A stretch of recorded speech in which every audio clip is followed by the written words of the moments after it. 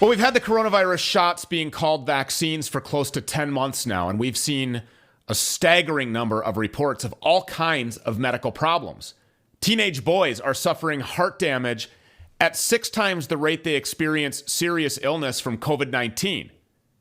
Other people are suffering blood clots, headaches, inflammation, even organ failure, and quite possibly sudden death. Last week, remarkably, we had a nurse on this program who thought she had seen signs that unvaccinated people could be suffering health effects just from being near vaccinated family members or vaccinated patients. Thousands of post-vaccination deaths, 14,925 as of September 7th, have been logged in the CDC's Vaccine Adverse Events Reporting System, and there's no hope in hell of all of those deaths being investigated. First of all, it's too many deaths. But second, it's because this narrative has been set.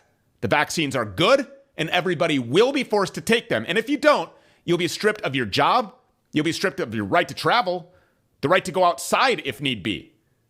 So the CDC and the FDA are not too interested in exploring the possibility that these vaccines could be harmful for huge numbers of people.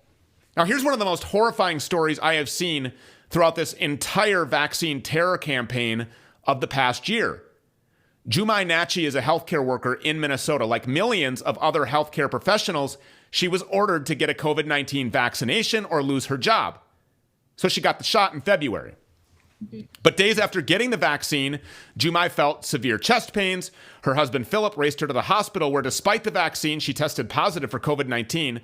Almost immediately, her body was riddled with blood clots, organ inflammation, ischemia, and other medical problems. And in the end, doctors were forced to amputate both of her legs. Absolutely horrific. The CDC investigated the case, deduced that the damage to Jumai's body was due to COVID-19, but they couldn't determine whether the vaccine played a role as well. Oh well. Better just keep mandating the vaccine for everybody. Jumai and Philip Nachi join me now on the program. Thank you so much for being here. What you're going through, I got to say, I'm just incredibly torn up looking at your photographs, reading the story that I originally saw in the Gateway Pundit. You've been through hell and back as a result of this entire experience. So you were vaccinated. How long after getting this shot did you start to experience complications? First of all, we want to thank you, Stu, for having us in your program. And I will let Jumai personally share her experience. Yes. I got the first vaccine was shot was. Can you raise your voice? The first shot was on January 13, and after 3 days, I started my feet, like the veins are coming out. So when my husband saw it, he said, "Hi, will I be able to go to work today?" I said, "I don't think so. So I have to call off from work." And then that went by gradually. That went by, and then the second vaccine was February 1st. And after that, the next day, I called my husband when I went to work. The day I got the vaccine, I still went to work. So I called my husband and said, it's like I'm feeling some chest pain. And then I continue with my work because I felt maybe this is heartburn, but I continue my work. And then the next day, I can't remember. Yeah, when she came back the next day, after taking the vaccine, after telling me that she had the chest pain in the around morning or so, around 11. So she got the vaccine the day before, then around maybe 9 in the morning. She went to work from the hospital where her clinic where she's working, they have directed her to go there and take the vaccine and giving her all the information to go and take it. So after taking it and so going to work and coming back the next day, so in the night, she couldn't sleep. She was complaining so much, and I was just trying to help, either to give her a pain relief or so. So in the morning, it was tough for her, so she called up for work.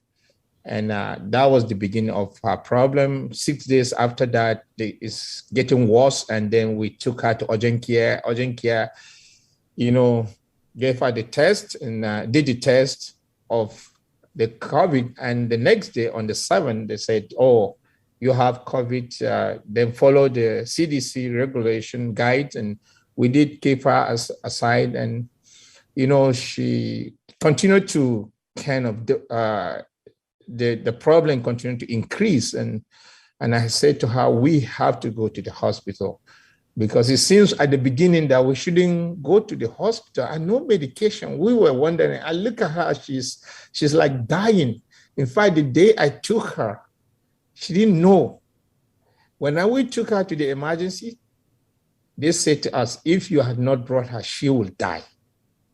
That is 6 days. And that's about how many days? Almost. I took her on the 11th, I think, to the emergency. Okay. So so that's what happened from emergency to the medical center. So then your body became riddled with blood clots, and ultimately you have lost both of your legs. They took both of your legs. Both legs and the hands. And also 3 digits of her 3 fingers. And the heart, in the beginning, they told us that the heart even is like it will not come back the same. That was the report because of the devastating impact on her. She went through, ventilator for over 2 weeks. And what we're told that her body is reacting so much that they have to even give her medication to paralyze her. So I was wondering, is that paralyzed medication? What? So I am really confused with all the information here and there. And then in the beginning, when they invited the infection disease department, when they came and they decided to take the matter to CDC. And in the beginning, the CDC seems to say that, oh no, she must have a kind of pre-existing illness. And they came back and did all kind of tests on Jumai. So does Jumai have any pre-existing conditions or underlying diagnosis? No, Nothing. Never. Okay. Jumai, we've been married for 27 years, and Jumai has not been hospitalized. Okay, so no pre-existing conditions, no underlying diagnosis. Now, Jumai, you were working around COVID patients for the entire pandemic. Is that correct? Yeah, yes, I would say yes, because some people will come to the clinic and And you had not experienced any symptoms of COVID-19, no shortness of breath, no symptoms at all. And had you been previously tested for COVID-19?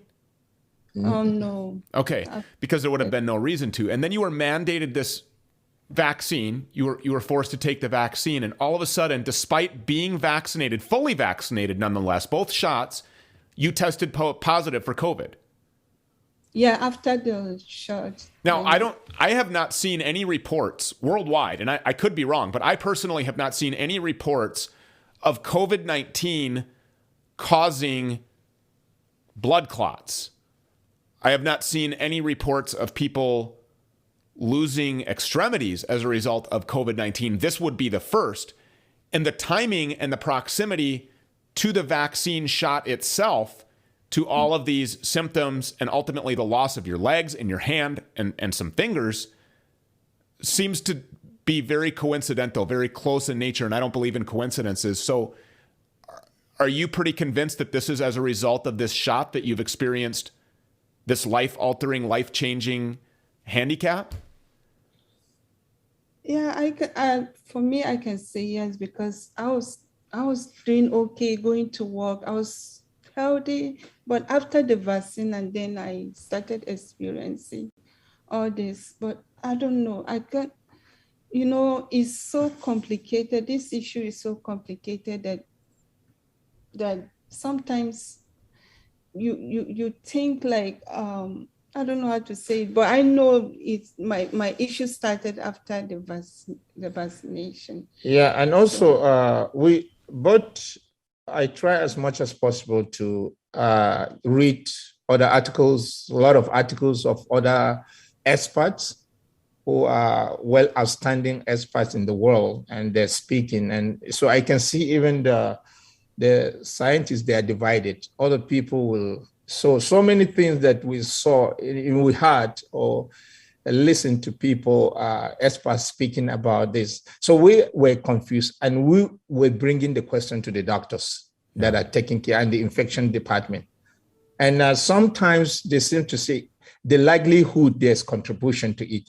So because why I asked many questions, I asked several questions. I asked them, now the fact that she had no COVID, she had no symptom, and now until when she got this vaccine, and normally, traditionally, we know that part of that, the virus is what they use for vaccine, but now they've changed a new technology. Is it mRNA or so? Yeah, we know very little about this vaccine. About that. So, but it should be a type, because I saw a documentary about the people that were involved and were saying how it will know that this is something that closer to the virus. And then, so now I'm saying, if I don't know why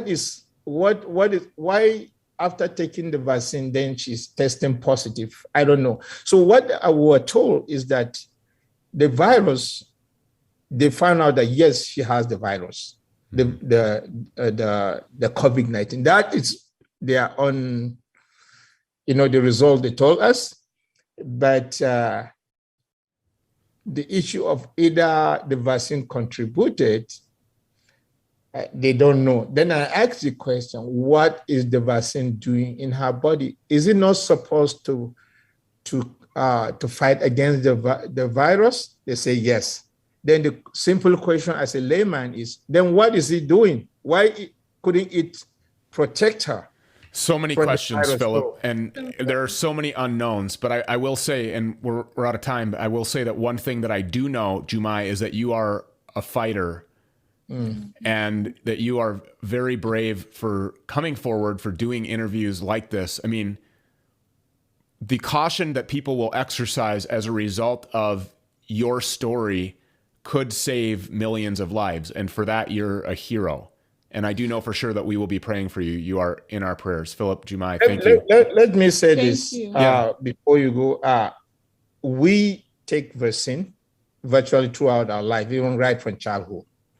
We are not against vaccine. We appreciate all the medical personnel, or the physicians and all of. So, but in this case, sometimes people may make mistake because we're not perfect. And so if there's a mistake on the case of Jumai, please, we want to know what really happened to Jumai. Yeah. And probably it will also help other people. That's just our concern. That's the reason why we are coming out here, because we thank God she's here. One night we're told that she's dying, but somehow, as people of faith, we know that God intervened. That's right. You are absolutely right about that, and we will be praying for you. And Philip, for sticking by her side and for being with her here, you're a hero as well. I mean, God has called you to tell your story, and we hope that you find the answers to those questions. And when you do, you have my number. Please let us know so that we can report on those answers. Something in terms of the place of work. Yeah, as of the time, I have about 30 seconds. We got to go to break. As of the time of the vaccine, it wasn't like if I don't do it, I'll lose my job. I think this. But you are asked to go and do it because you are medical. Yes, but they didn't put like I will lose my job, like what you said the other time. Okay, but the issue is that you were asked. You're given an ultimatum rather than being able to make a choice after your own health, and it shouldn't be that way. And you're right. We're in America, and we should have those freedoms. You're right. I got to go. Philip Jumai, thank you so much. We really appreciate you being here. God bless you both. Amen. Thank you. Absolutely heartbreaking story for Jumai and Philip. You have to be able to make your own choices regarding what you put in your body.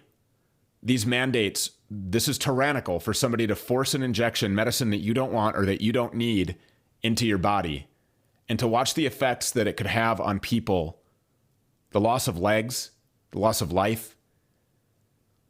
It's insane, all to feed a narrative set up by the globalists, by the tyrants, who you can now step on quite physically. If you go to steponsocks.com, a great patriotic sponsor of this program, one of the founders used to be a medical doctor in New York, left a very comfortable career financially because she couldn't stand to see what was happening with the tyranny in our medical system. That inspired her to be a founder and an inventor at steponsocks.com.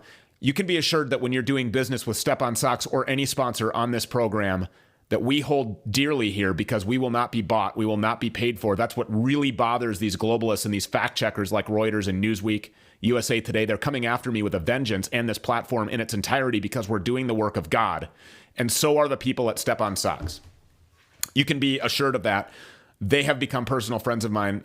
And if you trust me when I say